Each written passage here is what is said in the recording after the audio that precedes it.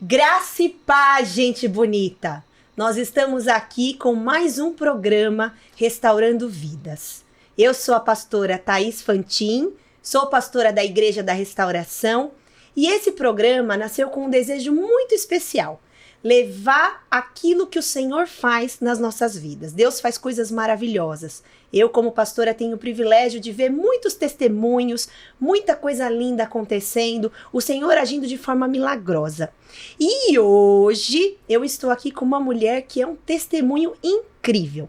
Então você que está aí, você que está me ouvindo, primeira coisa que eu vou te pedir, por favor, me segue no meu canal. Aqui embaixo tem o botão seguir, então você me segue, também ativa o sininho para que toda vez que nós possamos aparecer ao vivo, você possa acompanhar e também compartilha. Por favor, envie esse link para um monte de gente, envia para os amigos, envia para a família, todo mundo possa assistir. A história de hoje é uma história incrível de superação, uma história de transformação, uma história de cura e restauração.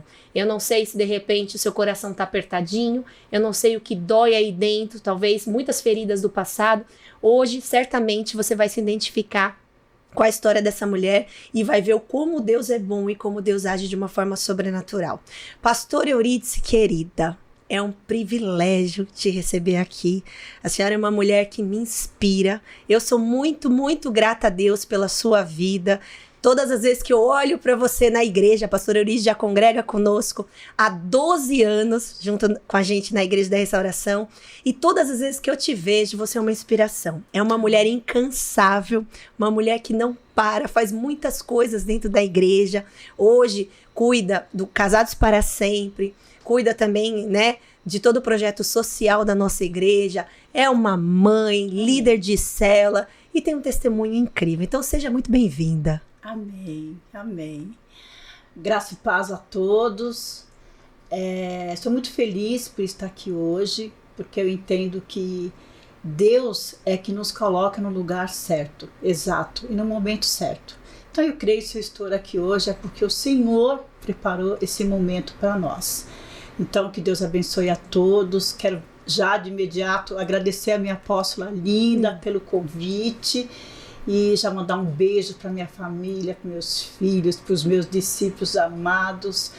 E que vocês possam usufruir desse momento maravilhoso que nós estamos passando aqui hoje.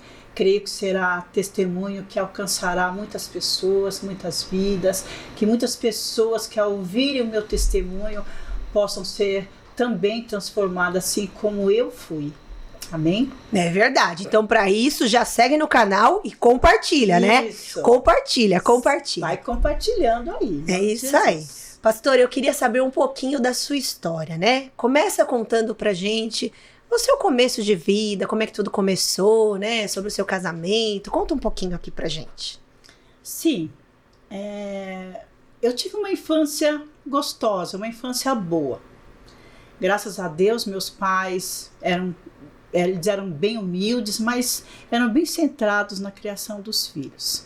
Sou a quinta filha dos meus pais. Meus pais tinham 6 filhos e fomos criados com muito amor, com muito carinho, com muita simplicidade, humildade, mas uma infância assim maravilhosa. E hoje eu vejo que a minha história de vida começa na minha adolescência. Quando eu tinha 15 anos, meus pais mudaram para um lugar bem pacato, bem humilde. E ali eu conheci uma pessoa também bem humilde, bem pacata. E na rebeldia, da loucura da adolescência, eu engravidei dessa pessoa. Tive a minha primeira filha com 15 anos de idade. Depois engravidei novamente, tive meu segundo filho. Bem jovem, hein? Bem jovem. Uau! Tive meu terceiro filho aos 17 anos e depois eu tive meu quarto filho. Um certo dia, meu marido e o irmão dele foram jogar bola. Os dois bebiam muito, apóstolo, eles bebiam muito. O divertimento naquela época era beber. eles bebiam muito. E os 2 irmãos se amavam, porém, eles haviam bebido muito no jogo de futebol e voltaram discutindo. Eu estava grávida nesse dia de 3 meses do meu 4º filho, o Pablo. E, de repente, os 2 começaram a discutir e o meu cunhado tinha uma arma e deu um tiro no próprio irmão. Meu Deus! E eu vendo tudo aquilo, desesperada, grávida de 3 meses, com 3 filhos pequenininhos, meu marido faleceu. Meu Deus! E eu fiquei viúva aos 21 anos de idade. Muito jovem. Bem jovem. Tive muita dificuldade para criar os meus filhos. Eu imagino. Ainda no cemitério, os padrinhos, as pessoas chegavam em mim e falavam: deixa ela comigo. Deixa ele comigo. Porque eles viam, eles olhavam para mim e viam que eu não tinha condições de criar os meus filhos. Mas eu, aquela mãe leoa, egoísta, não. Meus filhos vai passar o que passar, mas vai passar comigo, embaixo das minhas asas. E aí fui, trabalhei de faxineira, trabalhei muito, muito, muito braçal. E meus filhos foram crescendo, crescendo, até que, com 6 anos depois, eu conheci o meu atual esposo, que é o pastor Maurício. Pastor Maurício, querido, já um abraço. E conheci o Maurício, eu vi nele uma pessoa diferente. E nisso, nós fomos morar juntos. Na época, nós não éramos cristãos, fomos morar junto. E ele me ajudou muito a criar os meus filhos. Ele foi um paizão, é até hoje um paizão com meus filhos. Muito amável. Os meninos respeitavam muito ele, começaram a amar aquele homem, então tudo bem, estava tudo muito bem. Até que nós mudamos para Ribeirão Preto. Na época mudamos para Ribeirão Preto para buscar uma qualidade de vida melhor e criar os meninos num lugar melhor. Mudamos para Ribeirão Preto. No final do ano, o meu filho, o Pablo, ele tinha 17 anos. E ele veio com meu outro filho passar o final de ano com meus pais. E era antes do Natal. Eu me lembro que no Natal eu vim também fazer uma visita para minha mãe, para minha família. E eu recomendei a minha mãe, eu falei: mãe, não deixa o Pablo ficar na rua, porque é muito perigoso, né? Sim. E a idade, a adolescência. E o meu outro filho tinha ficado com a minha outra sogra, com a minha sogra, que é a outra avó. Então ficou o Pablo com a minha mãe e o meu outro filho com a avó, com a outra avó. E nisso, a minha mãe disse para mim no dia de Natal, a minha mãe falou assim: filha, fica tranquila, eu vou cuidar bem do seu filho. E eu estava levando também o meu irmão para ir morar comigo, ficar uns dias comigo em casa. E meu irmão também bebia muito, ele era bem atribulado, judiava muito da minha mãe sofria muito com ele. Minha mãe falou para mim assim, no dia de Natal, minha mãe falou: filha, cuida do meu, que eu cuido do seu. Essa foi uma frase que marcou muito meu coração. Marcou a sua história, né? É. E aí, um certo dia, nós estávamos em Ribeirão Preto, quando, de repente, naquela época não tinha celular, isso foi em 2000, nós estávamos em Ribeirão Preto quando tocou o telefone. E o meu outro filho, que estava aqui em São Paulo, falou para o meu esposo, Maurício: traz a mãe, vem todo mundo para cá, porque aconteceu um acidente. E aí meu marido falou para mim: olha, vamos ter que ir para São Paulo agora. Eu falei: mas assim, do nada? Ele falou: o William, que era o meu sobrinho, bateu o carro e ele se machucou um pouquinho. Então nós precisamos ir para lá. Eu achei assim um certo exagero, porque são 400 quilômetros. Sim, distante. Mas eu falei: vamos, então vamos. Esse William, ele não tinha mãe. A mãe dele tinha falecido. Então ele era como se fosse filho da gente. Um sobrinho que nós ajudamos a criar. Aí fomos para São Paulo. Chegando perto do hospital, eu falei para ele, eu falei: amor, vamos parar no hospital e vamos ver o William primeiro, antes de chegar em Vargem Grande, que era a cidade que a nossa família morava. Aí ele falou para mim, não, amor, vamos primeiro em Vargem Grande, depois a gente vem no hospital. Eu achei meio nada a ver, porque se tinha uma pessoa ali, o William, estava ali no hospital, machucadinho, sem mãe, precisava de mim. Sim. Os demais estavam bem, então a minha preocupação era o William. Mas ele disse que não, que nós precisávamos ir primeiro para Vargem Grande. Tá, fomos para Vargem Grande, já à noite. Quando chegamos na casa da minha irmã, tinha muitos carros na rua, muita gente, um cenário assim, horrível. Porque eu cheguei, desci do carro e eu vi aquilo tudo, eu estranhei. Aí eu falei, nossa, o que está acontecendo aqui? Aí os portões da casa da minha irmã estavam abertos e tinha muitos familiares, sabe aqueles familiares que você já não vê há muitos anos, há Sim. muito tempo, moram longe? E aquele pessoal ali, eu já meia sem entender, aí eu percebi a hora que o meu filho falou pro meu marido, a mãe já sabe? Ele fez assim, não. Balançou a cabeça que não. E aí eu cheguei na minha irmã mais velha, e disse para ela, Ala, o que está acontecendo? E ela só chorava. Aí eu perguntei para minha outra irmã, Má, o que está acontecendo? E ela também chorava. Aí o meu filho chegou em mim e falou, mãe, você precisa ser forte. Você precisa ser muito forte agora. Eu falei, mas por quê? O que está acontecendo? Ele falou, a avó foi pro céu. Eu falei, como assim? Minha mãe não. Eu comecei a chorar, eu gritava, porque eu era muito apegada à minha mãe. Sim. Minha mãe era uma mãezona, sabe aquela mãe de estar todo momento junto, agarrada, segurando, aconselhando. Minha mãe era uma super mãe, uma super vó, e eu comecei a chorar, desesperada, e todo mundo ali chorando também, aquele desespero. E eu chorava, eu gritava, eu colocava a mão na cabeça, eu não aceitava. E ele gritava, ele chorava, mãe, pergunta, mãe.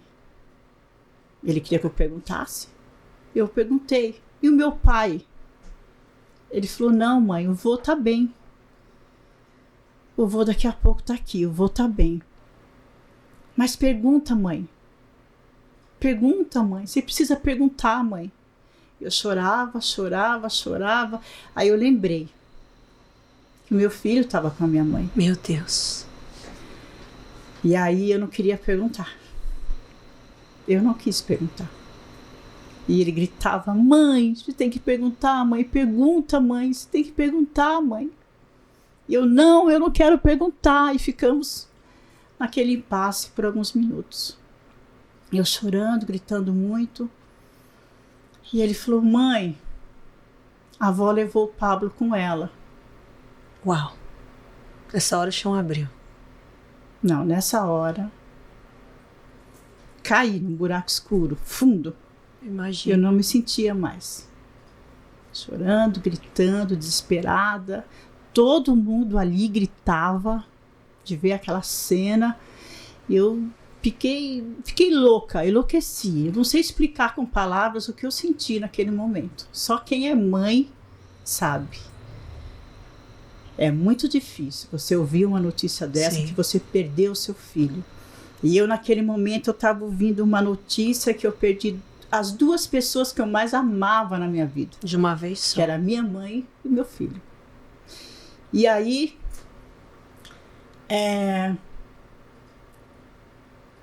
foi um momento muito difícil. Os corpos chegaram no dia seguinte. E eu precisava estar com eles. Estávamos no hospital, no cemitério, velando. E o que aconteceu foi um acidente, né?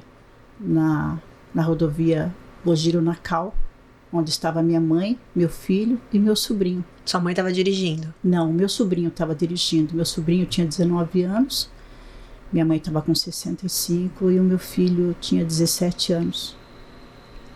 Meu filho estava no banco de trás e a minha mãe no banco da frente com meu sobrinho. E aí houve uma ultrapassagem proibida, um Santana que vinha vindo de um pesqueiro, acho que eles tinham bebido muito, e foram fazer essa ultrapassagem proibida e deram de frente com o carro da minha mãe. Na época o carro da minha mãe era uma Brasília, motor atrás, né? Meu Deus. Não tem segurança nenhuma na frente. E morreram os 3. Os 3. Morreu a minha mãe na hora, meu filho no banco de trás, o impacto, ele quebrou o pescoço, morreu na hora também. Meu sobrinho foi socorrido para o hospital, foi tirado das ferragens. Enquanto nós estávamos velando ali o corpo da minha mãe e do meu filho, chegou também a notícia que meu sobrinho também tinha acabado de falecer. Meu Deus. Então nós passamos por essa situação que foi uma tragédia na nossa vida. Uma tragédia, um deserto terrível, porque nenhuma mãe consegue perder um filho, né? Perder filho é pior do que qualquer coisa, e ainda mais junto com a mãe, um sobrinho querido, uma perda irreparável. Tem uma cena que eu não consigo esquecer, o momento que eu me deparei entre o caixão da minha mãe e do meu filho, que estava um do lado do outro. Um do lado do outro. Se você me perguntar o que dói mais, qual foi a parte que mais doeu? A parte de ver a sua mãe no caixão ou ver o seu filho no caixão? As duas foram muito intensas. E eu precisava ser forte, eu precisava estar ali, eu precisava participar, porque se eu não fizesse isso, talvez seria pior depois. Eu precisava ver a minha mãe, eu precisava ver o meu filho. E foi um dos momentos muito difíceis. Aquele meio que eu fiquei entre eles ali foi muito difícil. Sim. E aí chegou a notícia também que meu sobrinho tinha falecido. Nós ficamos 3 dias no cemitério, fazendo velório, enterro. Meu Deus. Os 3 foram enterrados ali, bem próximo da minha casa, no cemitério de Vargem Grande. E ali eu comecei a perceber que eu estava diferente. Cada dia eu me sentia menos viva. Entrou num processo de depressão. Eu não tinha mais vida. Sim. Eu não sentia mais vontade de nada, de fazer mais nada. Embora eu tivesse meus outros filhos, meu marido muito carinhoso comigo, os meus filhos com muito cuidado comigo. Mas aí eu percebi que eu comecei a cair cada vez mais num buraco fundo e escuro. Eu já não queria falar com as pessoas, eu não queria tomar banho, me alimentar. Eu não sentia vontade de nada. Não sentia mais prazer em nada? Nada. Parece que tinha arrancado tudo de dentro de mim. Eu estava totalmente oca. Eu não sentia vontade de nada, prazer de nada, de falar com ninguém. E o cemitério era bem próximo da minha casa. E eu comecei a sentir prazer de ficar no quarto escuro. Quando o dia amanhecia, que clareava, aquilo me trazia uma revolta no meu coração. E eu não gostava de ver o claro do dia. Eu não gostava de ouvir as pessoas, de ver as pessoas. Eu imagino que você dormia mais, né? Passava mais tempo dormindo do que acordar. O dia inteiro. Porque dormir também é uma fuga, né? E aí eu comecei a visitar os cemitérios. Todos os dias eu ia ao cemitério, que era bem próximo da minha casa. E lá no cemitério, quantas vezes eu cavava a terra para tirar meu filho de lá, minha mãe de lá. Eu fiquei não dá nem para dimensionar toda essa dor, né? Quantas vezes eu pensava em tirar eles de lá, porque eu não queria deixar que a terra comesse o corpo deles. Eu imagino. A gente que é mãe que cuida tão bem do corpo do filho. De repente você imagina que a terra ali vai comer o seu corpinho do seu filho que você tanto cuidou com carinho. Então foi assim. Era um desespero, tem esse flash, né? sabe? Que marcou muito a minha vida. E eu fiquei nessa situação por 1 ano. Na época não se tratava muito de depressão. As pessoas não se falavam muito em depressão. Falavam em tristeza de coração, tristeza de alma, mas não focava em um tratamento. Sim. E 1 ano após acontecer isso, meu outro filho foi assassinado. Meu Deus. Estávamos fazendo uma festinha de 2 anos para o meu neto. E ele ligou dizendo que estava chegando, mas ele não chegou. E no dia seguinte, ele estava assassinado em um hospital. E eu imagino, já estava numa situação super complicada, difícil com tudo isso. Aí que realmente não tinha mais ânimo pra nada, né? E que realmente Sim. viu a vida acabar, literalmente. Eu estava já no fundo do poço, né? Estava praticamente mais morta do que viva. Aí me chega essa outra situação que me deixou totalmente destruturada. Fiquei louca. Eu enlouqueci de verdade. Eu gritava, eu sentia o teto descer, eu sentia as paredes me fechar, e de repente eu colocava a mão na cabeça e começava a gritar, como se algo estivesse me espremendo. E eu gritava. Pânico, né? Além de depressão, Pânico. síndrome do pânico. Síndrome do pânico. Sim. E eu começava a gritar, desesperada. Aí eu já percebia que eu não fazia coisas com coisa. Eu passava uma roupa, colocava a roupa dentro da geladeira. Eu colocava veja na salada. Perdeu totalmente a noção da realidade. Eu imaginava que ali era um frasco de vinagre, mas era veja. Minha filha, mãe, você está colocando veja na salada. Eu ia lavar o meu cabelo, lavava meu cabelo com limpa-vidro. Só que eu enxergava um frasco de shampoo. Então Uau. eu estava totalmente louca, não tinha noção de mais nada. Eu acordava de madrugada gritando porque as portas do guarda-roupa estavam todas abertas, ia cair em cima de mim. É um processo de depressão profunda. Louca, profunda. Aí me levaram para o psicólogo. O psicólogo me passou para o psiquiatra. Comecei a tomar 3 tipos de tarja preta, Lexotan e mais alguns outros mais. E eu fiquei tomando aqueles remédios, sem noção da vida, sem noção de nada. Ainda ia para o cemitério todos os dias, fiquei muito tempo assim. Eu fiquei, acho que uns 5 anos nesse processo. E tomando aqueles remédios, aquelas tarja preta. Um certo dia,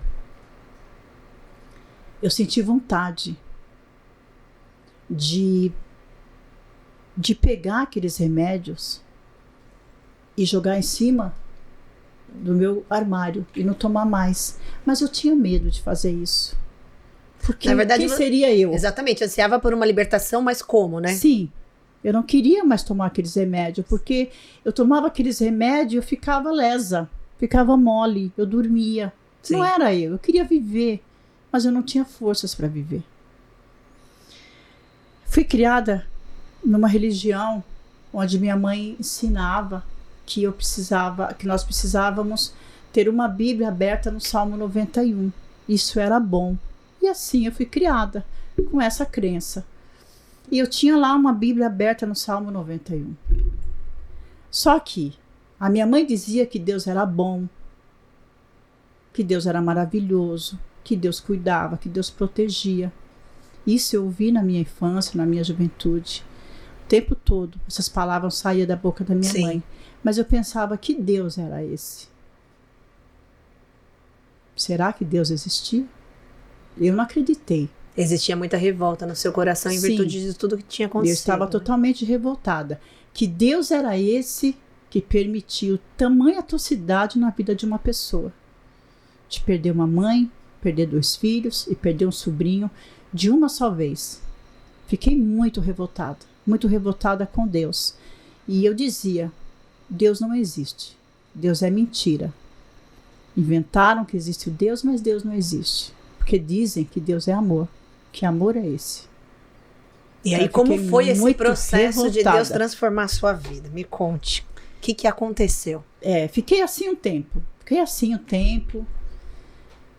E aquela Bíblia eu fechei. Não estava mais aberta no Salmo 91. E peguei e joguei em cima do armário do quarto. Quando tudo isso aconteceu? Eu falei, eu não quero mais saber de Deus. Não quero ver Bíblia aberta no meu quarto. Não quero mais isso. Isso não existe, é mentira. Fiquei tomando os remédios, tarja preta, naquela mesma situação, totalmente louca. Eles precisavam me colocar dentro de um carro, colocava meu rosto para fora para eu tomar o vento. Eu precisava sair porque as paredes se fechavam, o teto descia, totalmente louca. Um certo dia, uma voz falou no meu ouvido: vamos fazer uma troca. Você coloca os seus remédios onde você jogou a Bíblia e começa a ler a Bíblia. Meu Deus. Só que eu estava louca. Eu ouvi essa voz, mas eu não sentia. Não conseguia discernir o que era isso. Eu estava totalmente louca, eu não conseguia discernir nada ali. Mas a voz persistia e falou tão forte ao meu coração que me convenceu. E assim eu fiz. Peguei os remédios, 3 caixas de tarja preta, joguei em cima do armário e peguei aquela Bíblia que já estava empoeirada, toda desfolhada, e comecei a ler. Era aquelas Bíblias antigas. Sim.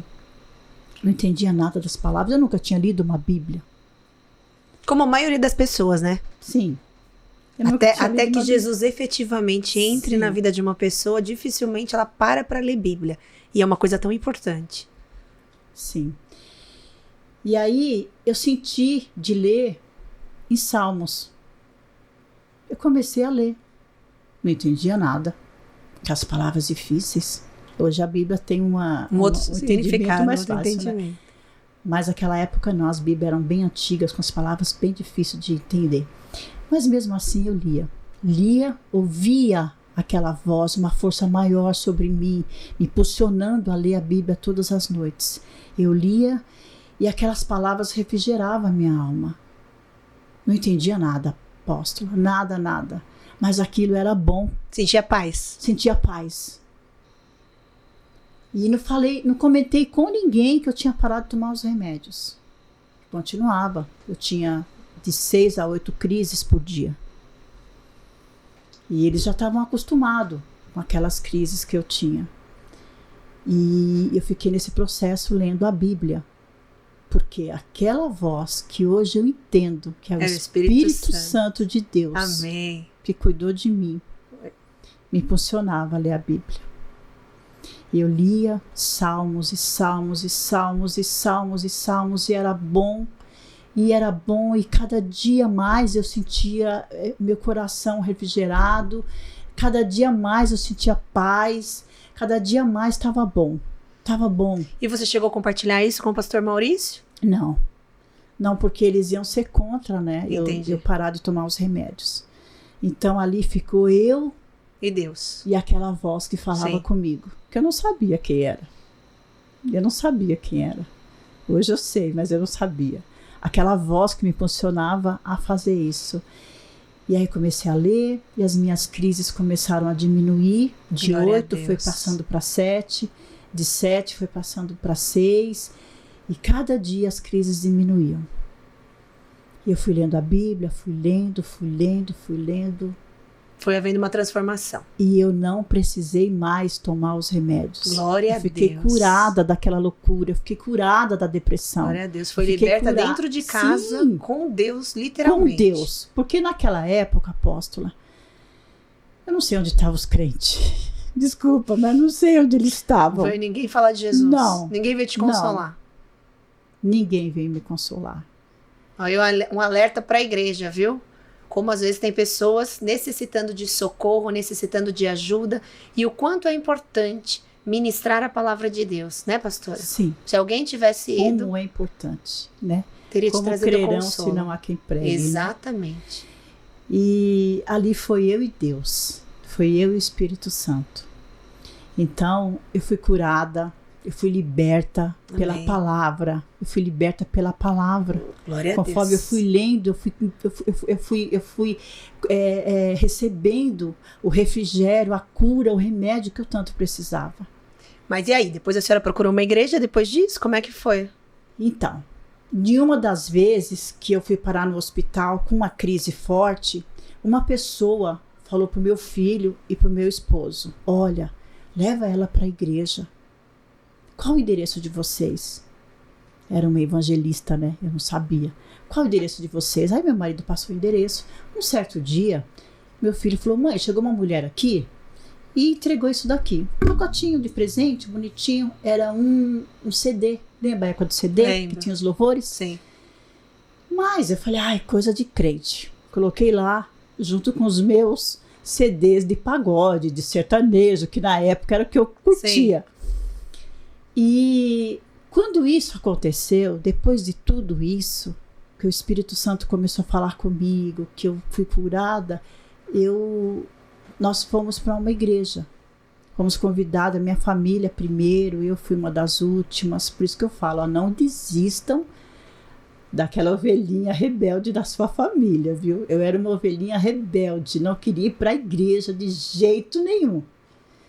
E hoje eu estou aqui, ó, contando o testemunho de tudo que Deus fez na minha vida. Para honra e glória ao Senhor Jesus. E aí, minha família eles começaram a ir, eu fui uma das últimas. Não queria, relutei bastante para não ir, até que fui no fundo do poço. Imagina. Eu ainda estava no fundo do poço. Embora eu não tinha mais crise, mas eu estava no fundo do poço. Por quê? O que aconteceu? Depois que eu fiquei curada das crises, nós tínhamos uma vida mundana. Eu, meu esposo bebia, eu fumava, ele fumava, nós éramos baladeiros. Bebiam muito? Muito, apóstolo. Adorava uma cervejinha. Trincava o caneco. Todo mundo que passa por aqui tá contando essa história, viu? Eu acho que eu sou a única que mesmo antes da conversão não bebia, porque não perdeu nada. Até agora todo mundo que passou aqui contando isso. Sim. E nós éramos muito de balada, de curtir, de dançar, de beber, de farrear. Sim. E aí, nessas farras, aconteceram coisas que vai gerando ciúmes, brigas, confusão. A gente sabe que é onde Jesus não está, o inimigo deita e rola. O inimigo aproveita, né? E nós éramos bem usados pelo inimigo mesmo. Dava lugar para o inimigo. E aí eu me separei do meu esposo. Teve um ano, minha apóstola, que eu me separei dele 7 vezes. No mesmo ano? Sim. Toda hora, entre tapas e beijos. Vai embora, não quero mais, daqui a pouco vem, volta, daqui a pouco... E assim foi, 7 vezes nos separamos. Até que chegou um dia, eu era uma pessoa muito infeliz. Eu era muito feliz, devido já a tudo que tinha acontecido. Sim. Aí eu bebia mais, bebia para me alegrar. Eu percebia... Na verdade, buscava na bebida um consolo, sim, né? Um socorro, um vazio que existia aí dentro. Sim. Tentava suprir de outras formas. O que é muito comum. Eu percebia que eu só conseguia ser alegre, ter um momento de alegria, quando eu bebia. Aí eu bebia, ia para as baladas, dançava. Aquele momento era gostoso, delicioso, estava tudo bem. No dia seguinte, a depressão pegava novamente. Eu imagino. Então, eu continuei sendo uma pessoa depressiva, uma pessoa triste, uma pessoa angustiada. E não há casamento que resista. Sim. E aí nos separamos. Quando eu me separei, eu falei, eu não quero mais esse homem na minha vida. Pra mim chega, tô cansada de sofrer. Não quero mais de verdade, vou viver sozinha. E aí foi o ponto inicial. Porque quando eu me separei, eu sofri muito. Porque eu não separei dele porque eu não gostava mais dele. Muito pelo contrário, eu amava muito. Mas eu não conseguia viver aquela vida mais. Eu precisava que Deus mudasse minha história. Eu queria ser feliz de verdade. Ali eu já li a Bíblia. E a Bíblia falava que Deus tem o melhor para nós. Sim. Né? Deus tem uma nova história para nós. Eu precisava ser forte o suficiente de seguir em frente. Eu precisava dessa força de Deus. E foi aonde eu falava, eu falei, eu vou tirar ele da minha vida, porque ele bebe também, ele faz eu sofrer, eu vou parar de beber, vou parar de fumar e vou me apegar com Jesus de verdade. E foi o que eu fiz. Me separei dele, deixa eu tirar o que vai me atrapalhar e eu vou seguir em frente com Jesus. E eu comecei a ir para a igreja. Ficou firme? Fiquei firme na igreja e cada dia eu estava melhor. As pessoas olhavam para mim, o meu semblante mudou. Aí foi melhorando de verdade. Foi melhorando. Nós ficamos 3 anos separados. Depois de 3 anos, eu fui batizada. Desci as águas. Foi o melhor dia da minha vida. Eita! Glória a Deus. Que bênção, né? Que privilégio poder nascer de novo. Nossa, que privilégio. Dia 6 de junho de 2010. E assim, se alguém está em Cristo, nova criatura é. As coisas velhas já se foram. E eis que tudo se fez novo. Jesus ali começou a mudar a minha história. Eu comecei a me sentir bem, ser uma pessoa feliz, apesar de tudo que aconteceu no passado. Sim. Mas o Senhor começou a me dar forças para eu prosseguir. E eu fui buscando em Deus essa força. Comecei a seguir uma igreja abençoada. Ficou firme. Fiquei firme na igreja. Fui batizada em 2010. Fiquei sabendo que o meu esposo, o Maurício, do outro lado do mundo, também estava sendo batizado. Uau, ele também se converteu. Ele distante de você. Converteu, distante de mim. Porque nós não tínhamos contato. Sim. Porque os meus filhos já eram grandes, né? Meus filhos já eram grandes, então eles tinham contato com o pai, não precisava de intermediário. E eu não queria mais saber daquele homem. Eu falei, não, esse homem só vai atrapalhar minha caminhada com Jesus. Fica lá e eu vou seguir minha vida, porque agora eu quero Jesus na minha vida. E foi aonde eu fui buscando, caminhando com o Senhor. O Senhor foi mudando, aquela tristeza que me corroía, que fazia com que eu me sentisse muito depressiva, foi passando, foi curando, aquele refrigério gostoso na alma, e foi acontecendo, e eu fui caminhando com Jesus. Passaram-se 3 anos de separação. O meu outro filho tentou levar ele para a igreja, mas ele também não aguentou ficar, porque tinha que parar de beber, parar de fumar, e ele não conseguiu, e ele parou. Voltou para o mundão. Passando 3 anos, um certo dia, ele, na época do MSN... Ele te mandou um MSN, apaixonado. Isso. Não. A gente começou a conversar, assim, coisa que não acontecia, e acabamos voltando. Só que antes de voltar, teve um detalhe também bem bacana que eu falo que faz parte da minha história. Nós conversando, eu tinha aquele homem como um amigo. Não queria mais ele como meu marido, porque eu tinha medo que ele me tirasse dos caminhos que eu estava, porque eu estava muito bom. Caminhar com Jesus estava maravilhoso. Então eu tinha medo que ele me tirasse, né? Então eu tinha ele ali como um amigo distante. E um certo dia, no MSN, ele falou para mim assim, eu tô numa situação difícil. Aí eu falei, o que está acontecendo tal? Ele falou, então, eu tô com a minha filhinha aqui e ela tá muito doente. Tá com vômito, tá com febre, tá com diarreia. Eu sabia que ele tinha tido uma filha, mas não sabia de detalhes. Não sabia detalhes. Aí ele disse que a menina estava muito doente. E ele não sabia o que fazer, ele estava perdido. E eu nem perguntei, cadê a mãe? Eu não queria saber nada da vida dele. Então eu estava assim, bem superficial naquela história. Eu falei, mas você não levou no médico e tal? Ele falou, você acha que eu devo levar? Eu falei, claro, a menina está doente, leva no médico. Aí ele falou, então eu vou levar. Tudo isso pelo MSN. No meio do caminho ele falou, vou ter que voltar, porque ela sujou tudo, vou precisar voltar ela, tá, vou trocar, depois levar, tá. Eu falei, então, mas leva, porque vômito, diarreia, febre não é normal, então vai levar.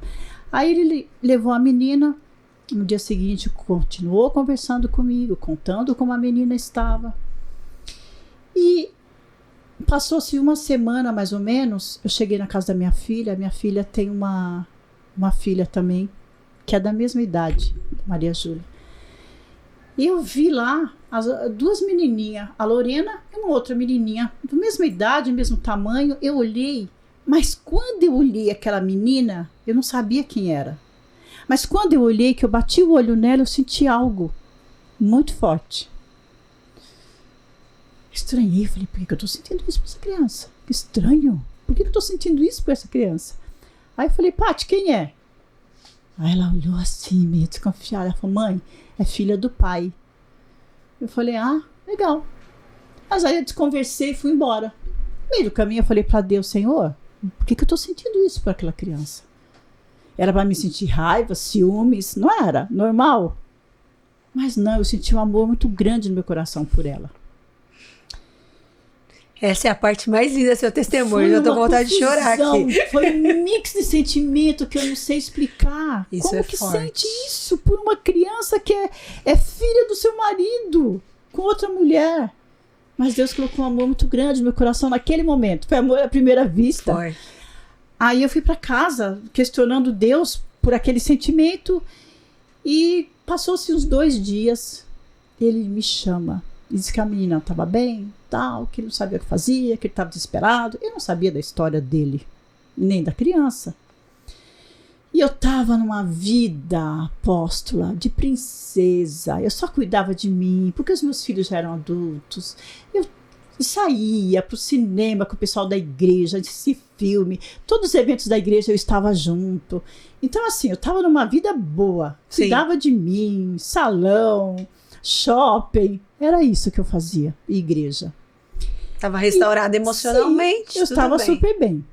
E aí ele me perguntou o que eu estava fazendo pelo MSN. Eu falei, tô vivendo a vida, tô indo para a igreja, tô vivendo da melhor forma possível. Ele falou, sabe por quê? Eu tô meio confuso, desesperado, não sei o que fazer. Me ajuda a cuidar da Júlia. Ela tá muito doente, eu tô cansado, eu preciso fazer uma campanha no monte. E eu não consigo fazer com ela. Tô indo para a igreja também. Aí eu falei, sim, com certeza, precisa da minha ajuda, conte comigo. Afinal de contas, ele foi um super pai para os meus filhos lá atrás. Sim. Né? Falei, sim, com certeza, se precisar da minha ajuda, conte comigo. Apóstola, dia seguinte, ele estava de malicúria com a menina lá. Com todas as coisinhas da menina. Tudo que ela precisava era de uma mãezona. Então, cuida dela para mim. Por uma semana, depois eu vim buscar. E ele não veio buscar. E ela chorava muito, ela era muito arisca. Sabe aquele gatinho que eu acho que... Hoje a gente conversa, né? Ela tá até aqui no estudo com a gente. Hoje a gente conversa sobre isso, ela entende algumas coisas. E ela era muito arisca. Acho que ela não tinha carinho. Eu ia fazer carinho nela, ela se armava toda. A gente chamava ela de birrenta. Ela só queria dormir no chão. Então, assim, deu muito trabalho. Porque ela não me conhecia. Sim. Uma criança estranha, com alguém estranho. Eu também não conhecia. E meu filho falava, mãe, essa menina chora demais, mãe, vou chamar a polícia para você. E aí a gente foi cuidando. O pastor, na época, me ajudou a fazer libertação nela. E a gente foi orando. Conforme ela dormia, eu orava muito, repreendia. E aí ela foi ficando uma menina boazinha. Foi ficando calminha. E o amor nesse coração foi crescendo. E ele não veio buscar mais a menina. Pensa numa situação, minha apóstola. Na verdade, o que ele queria era voltar, né? Eu tinha medo. Eu falava, meu Deus, se a mãe dessa criança aparece, que mãe é essa que não apareceu até agora? Porque como você não vai saber o paradeiro do seu filho? E aí foi acontecendo, foi ficando. Hoje, para a honra e glória do Senhor Jesus, nossa vida foi transformada. Graças a Deus. Nós voltamos, né? Voltaram. E aí conta essa parte.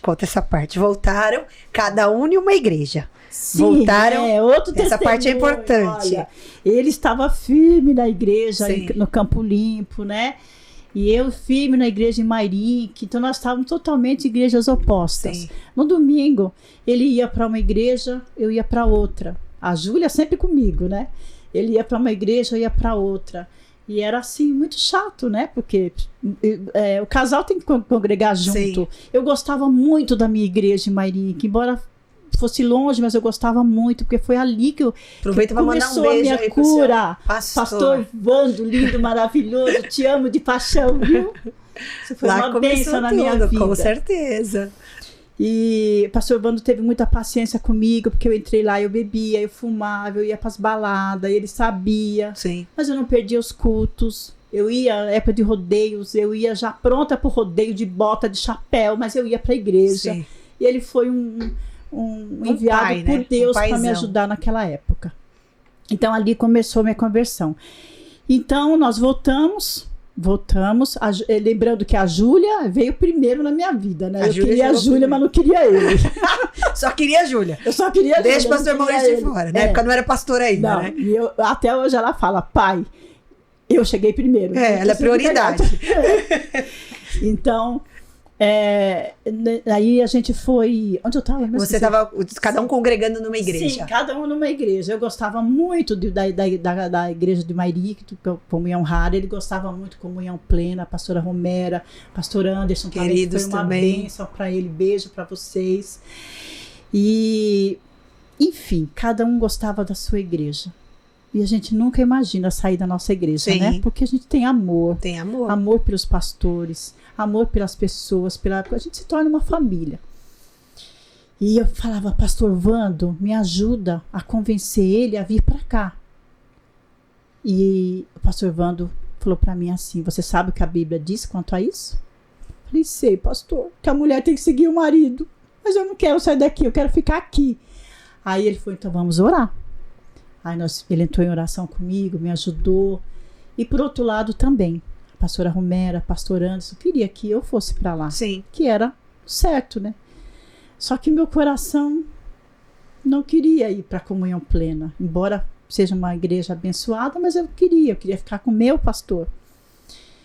Mas aí começamos a orar, fizemos uma campanha no monte. E no monte apareceu lá uma pessoa. Até hoje não sei se foi um anjo de verdade ou se foi alguém assim da Deus é Amor. Chegou na gente todo de branco e falou, olha, Deus manda dizer que está entregando a chave de uma porta para vocês dois juntos, mas não é a chave de um carro, não é a chave de uma casa, é uma chave de um lugar que vocês procuram. Uau! Que a gente estava ali fazendo uma campanha para congregar na mesma igreja. E eu imaginava que quando eu fosse sair da igreja, eu ia sair muito triste, ia ser muito doloroso para mim. Mas não. Passou uns 3 dias, ele olhou para mim e falou assim, tô indo pedir a bênção na minha igreja. Eu falei, sério? Sim, Deus já falou comigo. Eu falei, para onde você vai? Ele falou, eu vou para aquela igreja. Nós tínhamos conhecido a Igreja da Restauração em 2011, finalzinho de 2011, que era pertinho da nossa casa. 2011. Ele falou, vou para aquela igreja que nós conhecemos. Eu falei, mas Deus não falou nada comigo. Ele falou, fique em paz. Fique em paz porque Deus vai falar com você. Mas eu estou indo hoje pedir a bênção na minha igreja. E eu fiquei desesperada, porque eu não sentia de sair da minha igreja, eu não sentia. E aí, passou-se também uns 3 dias, eu tive um sonho, Deus falando comigo, me mostrando, pedindo a bênção para o pastor Vando. Muito alegre, muito feliz. Nada do que eu imaginava. Sim.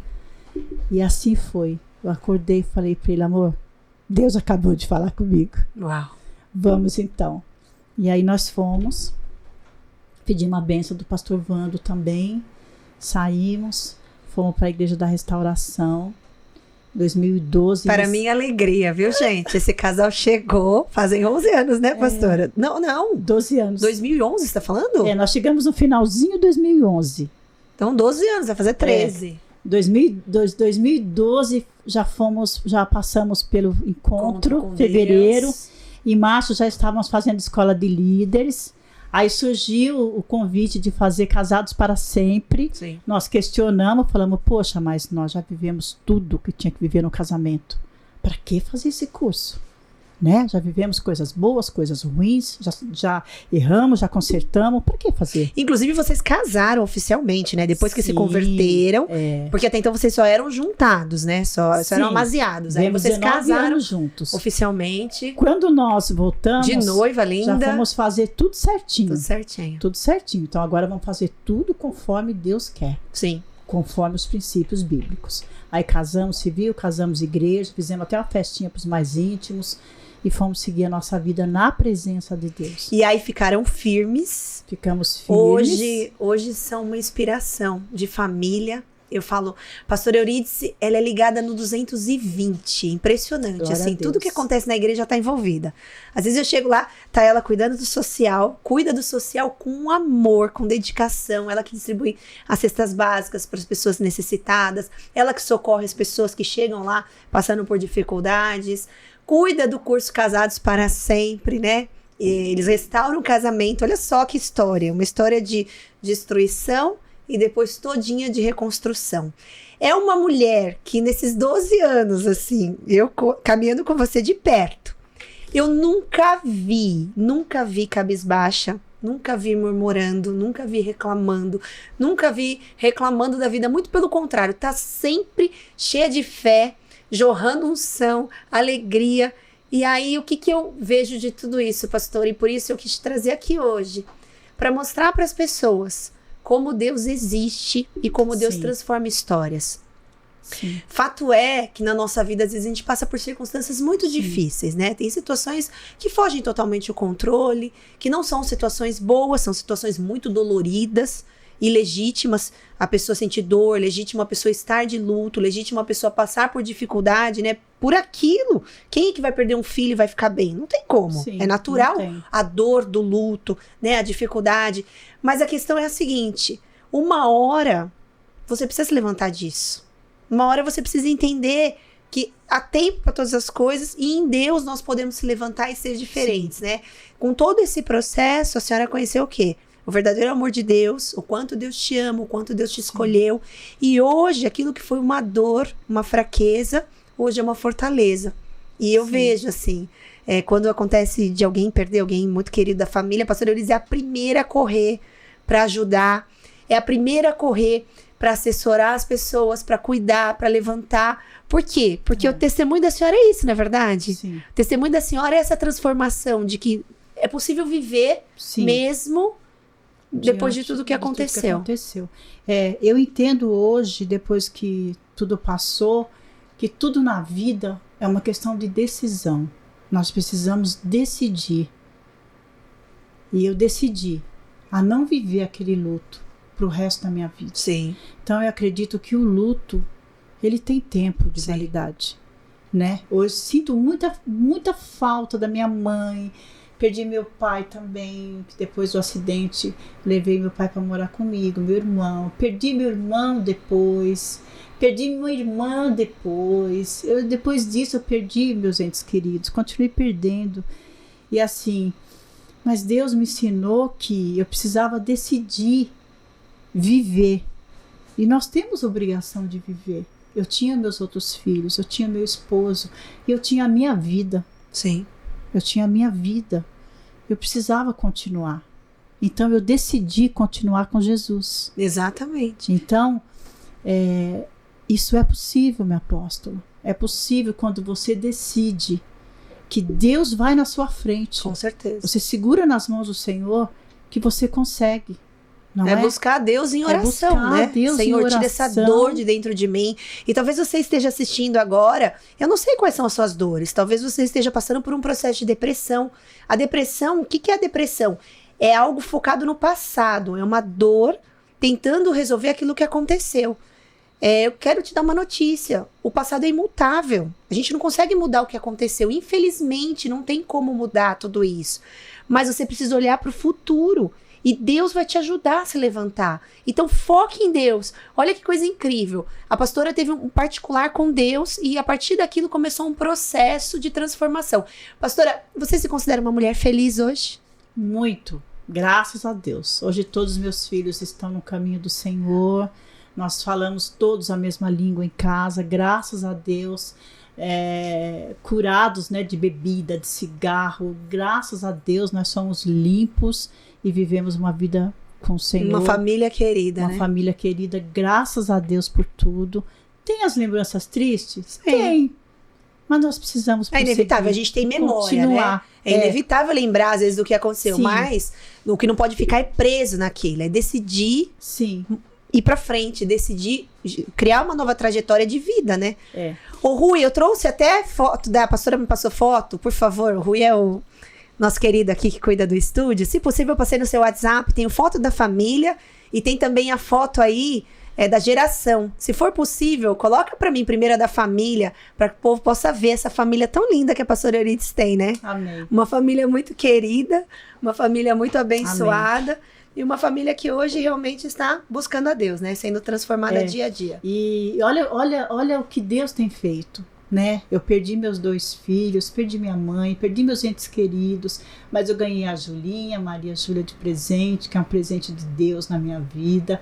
E tenho muitos filhos espirituais. Muitos. Olha lá, esse tá aparecendo aí. Esses que estão aparecendo aí pra vocês. Cada um de forma especial. Tá, amo de paixão, meus filhos. Tá aparecendo ali no telão, pastora?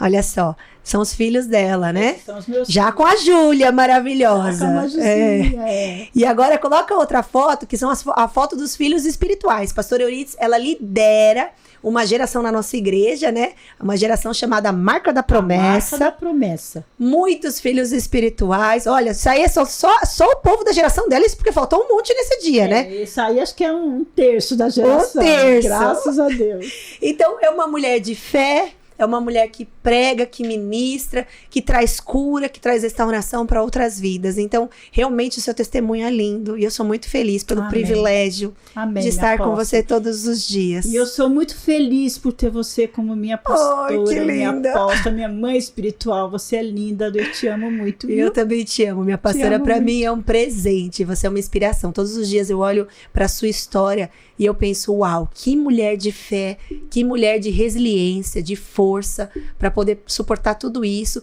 e ser essa fonte de vida que resplandece a luz do evangelho, né? Realmente a sua vida carrega a presença de Deus. Todo mundo que te conhece sabe disso. Juju, você deu uma passeada por aqui, será que você quer dar uma parecidinha aqui? Você não quer não? Então tá bom. Você é bem-vinda, viu, meu amor? Juju é linda, Juju é uma querida, amável, uma pessoa também criada dentro da igreja, né? Juntinho com a gente.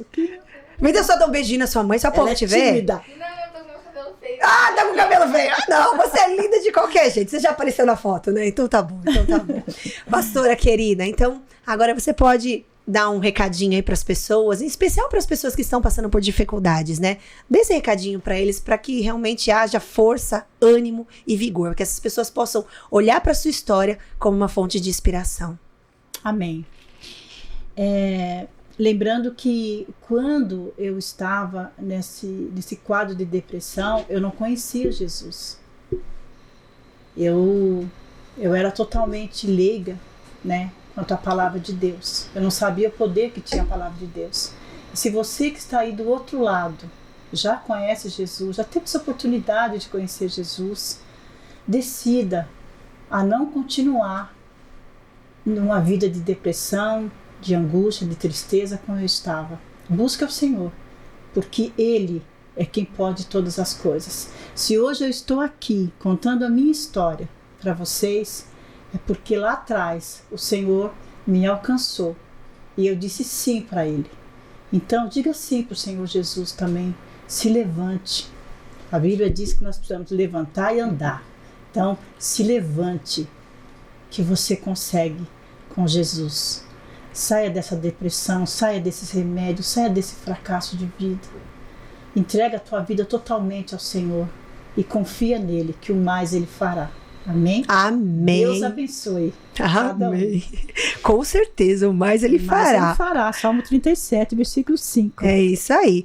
Eu gostaria de encerrar esse bate-papo tão gostoso com um versículo que está em Romanos capítulo 15, versículo de número 13, que diz assim: que o Deus da esperança os encha de toda alegria e paz, por sua confiança nele, para que vocês transborde de esperança pelo poder do Espírito Santo. É só Deus, realmente, para poder trazer esperança, poder trazer paz, poder trazer renovo de vida, né? E Ele faz isso. Sim. Deus é especialista em mudar a nossa vida, transformar a nossa realidade, ainda que passamos por dores, passamos por dificuldades, Ele é especialista em transformar essa trajetória e fazer com que a gente tenha uma vida feliz e plena aqui na Terra, né, pastora? Muito obrigada pela sua presença. Amém, minha apóstola. I love you. Foi um privilégio ter você aqui no podcast. Amém. Vocês, por favor, que estão aí, curtam, compartilhem, mande esse podcast para outras pessoas, para que outros também tenham acesso a isso e também tenham a sua história transformada.